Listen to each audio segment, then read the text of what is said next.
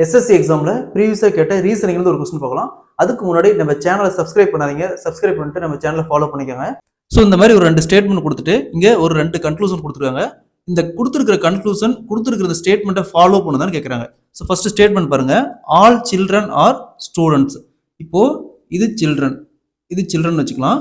All children are students, all childrens are students. அடுத்தது பாருங்க, all students are players, எல்லா ஸ்டூடெண்ட்ஸும் பிளேயர்ஸ், எல்லா ஸ்டூடெண்ட்ஸும் பிளேயர்ஸ் அப்படிங்கிறாங்க. ஸோ அடுத்தது கன்க்ளூஷன் பாருங்க, ஆல் கிரிக்கெட்டர்ஸ் ஆர் ஸ்டூடெண்ட்ஸ். இங்கே கிரிக்கெட்டர்ஸ் அப்படிங்கிற வார்த்தை ஸ்டேட்மெண்ட்ல எங்கேயுமே இல்லை.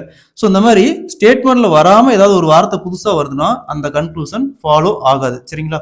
அடுத்தது all children R players, all எல்லா சில்ட்ரனும் பிளேயர்ஸ் அப்படிங்கிறாங்க. பாருங்க, எல்லா சில்ட்ரனும் பிளேயர்ஸ்குள்ளதான் இருக்காங்க. அப்ப conclusion 2 follows, conclusion 2 only follow. So அதே மாதிரி இந்த சம் பாருங்க, statement all buses are trains, all trains are travels. அதே மாதிரி conclusion all travels are bus, some buses are trains சொல்லியிருக்காங்க. இந்த சம்ம சால்வ் பண்ணி இதுக்கான ஆன்சரை கமெண்ட்ல போடுங்க.